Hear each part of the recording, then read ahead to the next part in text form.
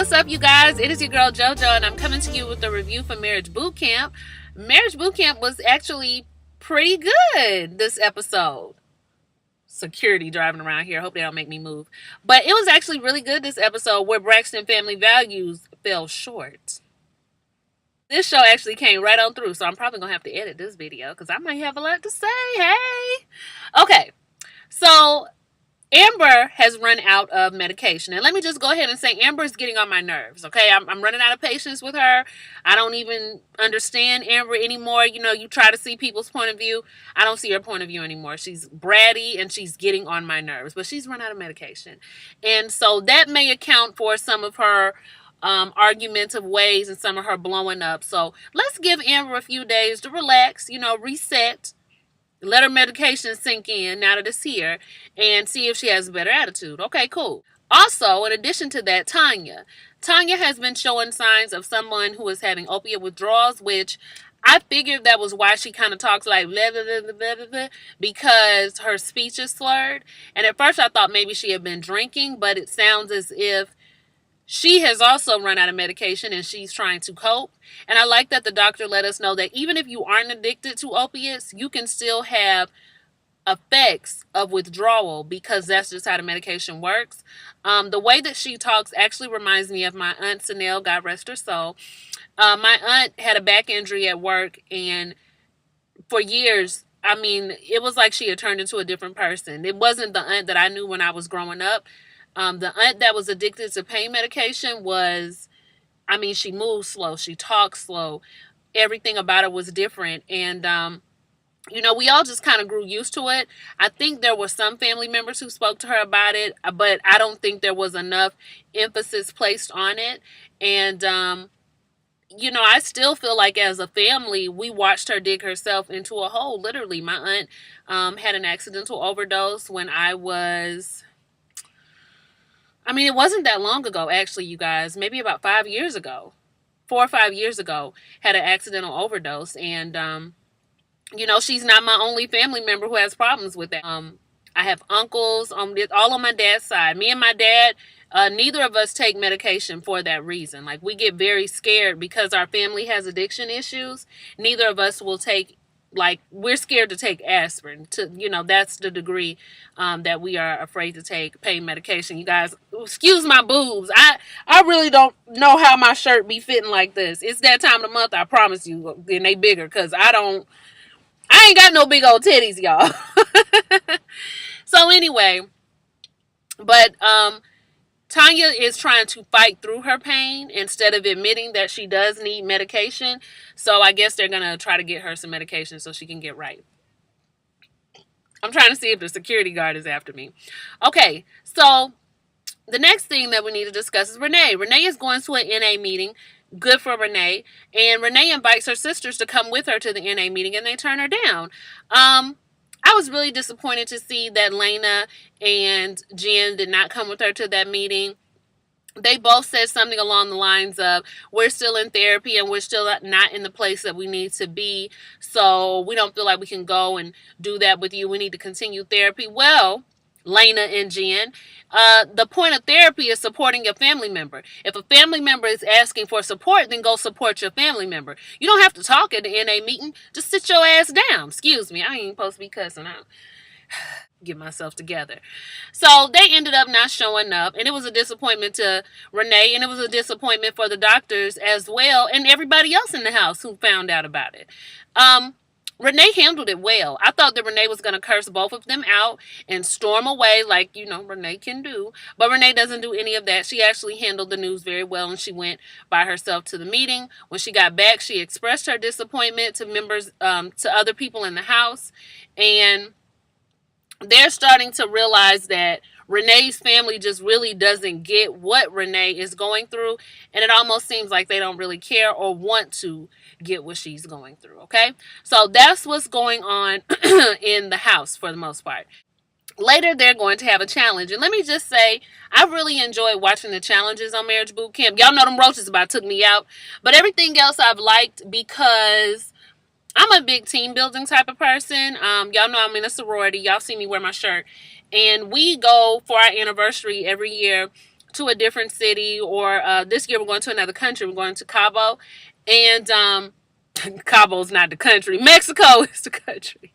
But we're all really excited about it, and whenever we go, I try to always have team building activities because I think it's important for people to realize that there's a bigger meaning behind everything that you do, especially when it comes to your family. And I'm big on team building stuff with my family too. I want to keep my family strong and together. That's very, very important to me. So yeah, love watching the episodes where they do like a good activity. So this activity in particular, you need to save a family member, okay? So the people that are going to need to be saved are Guy, Chrissy, Renee, and Tanya. Did I get everybody? Yes. Okay, so those are the people who need to be rescued, and then the rest of the family is going to do the rescuing. They are in a life jacket and a boat. There's flags. There's a flag and as well as a letter. Okay, so when they get out here to rescue the family members, you guys, this probably has been the best episode of Marriage Boot Camp. I was truly tickled. The losers of the challenge was the Grazianos. The Grazianos did what the doctors kind of expected them to do. They had poor communication. Renee is screaming, "Follow my voice!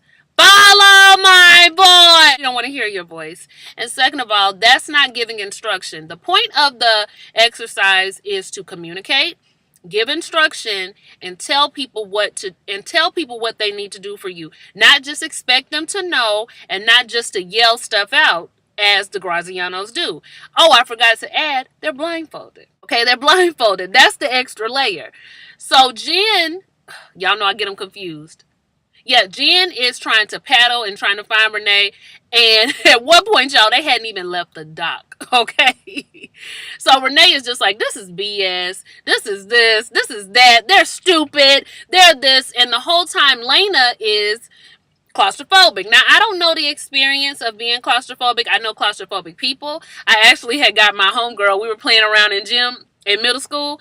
And, high school. I pushed her into a locker. She wanted to get pushed in there, though. And I closed it. And then we couldn't get it back open. And, y'all, when I tell you, it was little holes in the locker. She was like...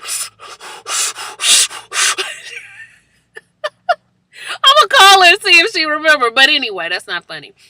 Lena ends up having this panic attack. The life jacket is too tight and it's triggering her asthma. They end up having to drag her out. Renee is pissed because she feels like this is just an escape route for Lena. This is what she does. She actually had told Lena. Lena said it's either I stop or I'm going to have to go to the hospital. She was like, go to the hospital. So Renee was very insensitive to Lena at that time, but the doctors are wondering, is this payback because she didn't go to the NA meeting? Like, what is up with Renee? Y'all, why Renee jump out the boat and save herself? Okay, she was just like, I'm going to die. I'm going to die depending on these two. I got to do everything for myself. So we get to see the breakdown of their communication, okay? Renee gets just louder, but she doesn't get clearer. Lena does cop out. Now, I'm not saying she was copping out in that moment, but Lena is definitely a cop out. I do agree with that. Jen is always in the middle trying to figure it out, but can't figure it out. Jen is also mean. And Renee feels like she is always going to have to do everything herself and save herself. So that's the breakdown of the Grazianos. Brandy and Guy are just pitiful. Like, I have no other words. Now, I said last week that Guy does not have a father-daughter relationship with Brandy. It's an inappropriate, he says inappropriate things, and it's an inappropriate relationship to me for a father and daughter to have. He treats her like a friend, and not just a friend, but like I don't know, like, it's just weird. It's not even like a good friend. It's like a friend that you don't really want to be bothered with and that you say inappropriate things to. He's yelling at Brandy, telling her to paddle forward. And Brandy is just like, I don't know. Tell me how. I don't know how to row. I don't know anything. And Brandy's getting frustrated. Brandy's going in circles. And Guy is just yelling out the same things over and over. Finally, they are able to remove their blindfolds, after they are losing so tremendously. And Brandy's able to get to him. And then even when she get to him, he's still trying to tell her, no, you're not supposed to do this. You're not supposed to do that. She was like, if you don't give me, she cussed him out, yo.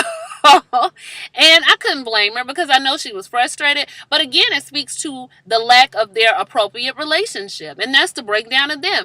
They don't have a father-daughter relationship. And you know, the doctors keep telling Guy, you need to be a father, you need to be a father to her. But I'm going to just tell you from experience, as a woman, there comes a point in time where you stop longing for that father-daughter relationship. Because if you don't, you'll never grow up. And I don't know if Brandy is in that place, but I know that once you get to that place, I personally know that it's impossible to have the father-daughter relationship that people expect you to have.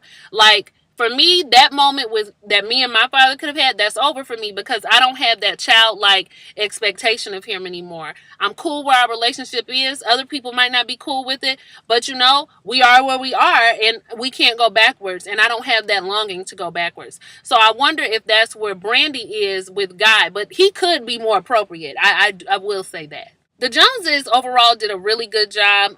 Jimmy was headed towards Chrissy, and Chrissy was kind of quiet at first, but once they started getting closer and got out the cluster of foolishness, she started to get louder. Jimmy's oar broke, and instead of being like, F it, we tried, he used his hands, he used other resources. Who wasn't doing a thing was Mama Jones. Okay, Mama Jones was talking, but she wasn't doing anything. She said she can't swim. She don't know how to row. So she was literally just sitting there. And the doctors were just like, okay, see, Mama Jones is not helping, but Jimmy is not only supporting her emotionally, he's also doing all the work. So they start to see the breakdown of their relationship. Chrissy is giving them direction as they get closer. They end up rescuing Chrissy. They did have their blindfolds on the entire time, and then they end up going back. With them, I'll still say I don't think that they have that many problems. There may be some communication issues, but to me, even those are mild. But I do believe that if Jimmy begins to take the lead in that relationship, those women will follow. That's one thing that I will agree with. If Jimmy just becomes more of a stand-up guy, which I know it can be difficult when you're dealing with mama's boys, because I'm going to be honest with you, I think mama's boys like being told what to do. It just makes life easier. That way, if it go wrong, they can blame you. You know, they don't have to blame themselves. But if Jimmy just kind of steps up and take that leadership role, those women will kind of follow his lead. And we saw it during that activity. I cannot believe my shirt. I'm going to have to crop this out. Okay, and lastly, the winners of the challenge, Tanya and Matt. Y'all are going to give my boy Matt his props. I am sick and tired of them treating Matt and saying they don't like Matt and all this, that, and the third. No, Matt has been showing improvement every episode. He has gotten better. Matt is about to be my new, you know what? Other than Chrissy, he is my favorite person on Marriage Boot Camp Reality Stars right now. Yes, he is. Yes, he is. Okay, so Matt is rowing the boat. And Tanya is giving the best directions anybody ever gave. Tanya is a real-life GPS navigation system. She got that bullhorn. They was talking all that about, you know, Tanya needs to find her voice. Tanya got plenty of voice, baby. Give her a bullhorn. She was going on and on. You're getting warmer. You're getting warmer. And what Matt liked about Tanya is that when he was doing better, she told him he was doing better. And so it was motivational. So you see the breakdown of their relationship. When Amber isn't in the mix, they are able to communicate much better. They're able to communicate much clearer. They both know the value of communication. And what stood out to me was that it's not that Matt expects for Amber to kiss his behind. It's not that Matt expects for Amber to worship him or anything like that. But it would help if there was a little bit of motivation when he is doing better. So after the challenge is over, they all go back in the house. There is going to be a winner. There's going to be a winner announced later. But first, there's another activity, rules of engagement. So they're given these cards. And the cards say, shut up, you're wrong, change the subject, and I win.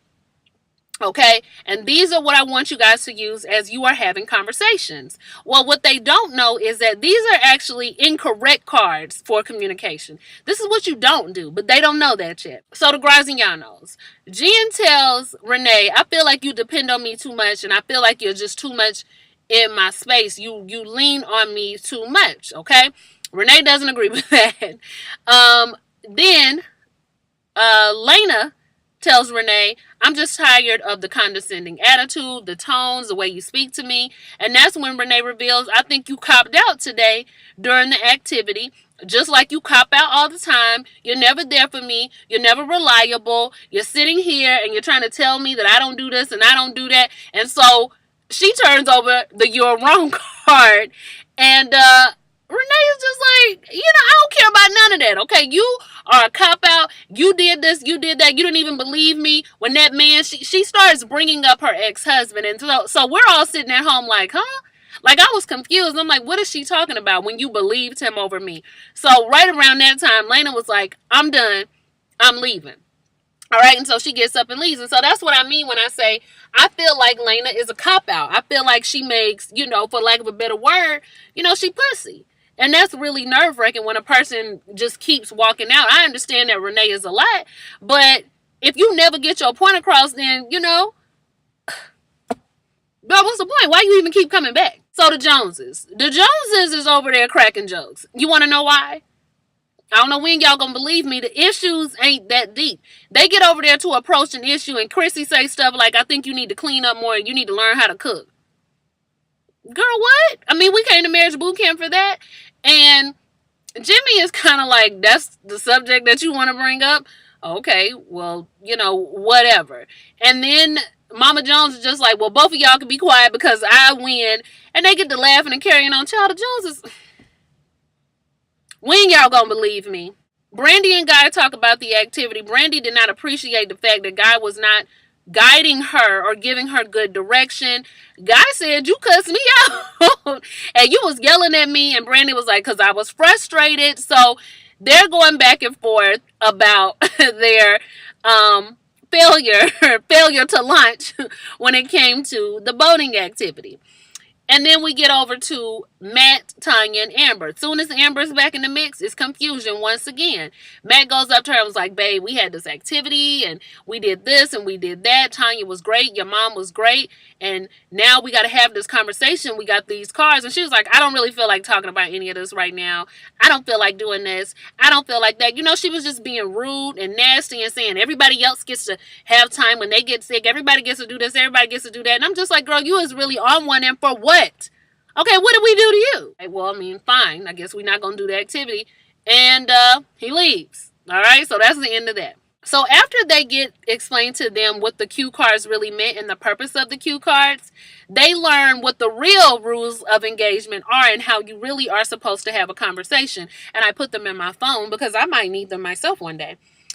Number 1, stay in the game and do not walk away. Number 2, stay on topic. Number 3, use I statements. Do not tell someone how they feel. Listen, understand, and validate. So I love all of those. Those are really good to use in communication. When they're trying to break everything down to everybody, why Amber get up and leave? Talking about y'all not finna sit here and tell me that I'm the problem in the communication. And Matt said nobody said that. We said that we communicated very well when you weren't there, but we never said that you were the problem. We just noticed how well we communicated, and we've never been able to notice because, you were always around. So Amber thinks it's all about her, and the doctor says you're taking something personal and you don't need to be. She get up and she walk off and, act all bratty. And Matt, baby, let me say this to you. Get you a new girl. Get you a new girl. Get you a new woman. See, that's the problem. Get you a new woman. When I was listen. When I was real young, I used to like to keep up that drama too. That was like passionate to me. We argue, we make up, we argue, we make up. Now I'm a grown woman. It ain't no point in living your life that way. Okay? That might be all feisty and cute to you now, Matt. But be dealing with that when you 50 years old. Okay, when you just trying to get it up, have a good time. And she going, you ain't going to want to hear all of that. That is not sexy. It is not cute. Let her get her drama on somewhere else or get her mental state together. Get you a woman with a full-time job, okay, who try to make sure her hormones is right, who just trying to slide in and get in where she fit in, who done hit her sexual peak, okay, because that ain't never hurt nobody. I can't wait to hit mine. And, ski, get with it. Okay, quit fooling around with Amber. She crazy. Judge Toller gets in there to judge the day. Judge Toller tells a story of how when her mom was dying, her and her sister were not speaking to one another. They saw each other maybe once a year, and they had kept their drama going for almost 50 years. And now that's her girl. That's her bestie. Why? Because her mother on her dying bed said, I want you to call your sister. And she didn't want to, but she did it. And she was like, sometimes you have to let the love, the amount of love you have, sit you still. You know what I'm saying? You got to be at peace with that love so that you can move forward and let all the other stuff go. And that resonated with a lot of the family members. When she goes to judge everybody, she lets the Joneses know, you guys didn't do a bad job. You actually did very well. Jimmy, when you stepped up to lead, boy, there was no stopping that family. But when it came time to do the conversation, Chrissy, you fell flat. Okay, you fell flat in the situation because when it came time to give him something, you retreated. And she tried to go with the Jim was angry route, but Chrissy didn't look too sure about that answer, so I think that's why she switched it up. But she was just like, you didn't even give him a real issue, and that's been the problem with you. So I don't know if I'm still going with the fact that they don't have any real issues. Judge Toller, that's my opinion, but she might be scared to give him the real issues. But I still say, child, she ain't worried about it. They all right. They are all right. We move on to the Graziano. She tells Renee, you know what? You're mad about some things, and you are allowing that master manipulator who was in your life to hurt the relationship between you and your sisters. That's when we find out that Renee had had problems with her ex-husband who was beating her, and Lena believed at one point that Renee was lying because she was cool with the husband. And y'all, that happens in families. You know, once you've been married to somebody for so long, sometimes you really do start to look at that person as like a brother or sister too.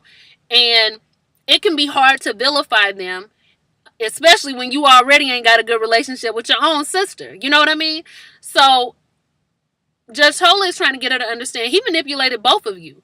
He manipulated her into believing his story, and he manipulated you into believing that, you know, you weren't worth it and that you didn't have no good family, and he lied to your father. He lied to all these people. Don't give him no more power over your life. And I love that. I love that she told Renee that because she really is giving it power. Is it effed up that Lena didn't believe her? Yes. But don't give that no more thought. Okay. If she apologized, whether you know, I don't think Renee believes the apology. I think that's the issue. But at some point, you and Lena going to have to learn how to move on. Matt and Tanya, they did great without Amber's presence. Amber, it's not the judge told. Judge told her, tell her, it's not that we want you to, you know, we don't want you to say how you feel, but you kind of need to get to the point where you have some peace. And in the things that you do and in the way that you care, even if your mom or Matt doesn't react the way you want to, you need to have peace within yourself to know how to respond to certain things because the way you're doing it is not working. Okay, so Amber does, she know who to pop that to. Okay, she don't never pop it to Judge Toller. And then she tells Brandy and Guy, when I want a good laugh, I come to y'all because y'all are something else. But Guy, you're not very fatherly. Okay, that's what everybody been saying. And I don't know if Guy has it in him to be fatherly. Sometimes a relationship becomes what it becomes. It can get better, but I don't think Guy is ever going to be the father that people have in their mind. That was it, y'all. I really enjoyed Marriage Boot Camp. Did y'all enjoy it? Definitely was better than Braxton Family Values, child. All right, talk to y'all soon. Bye.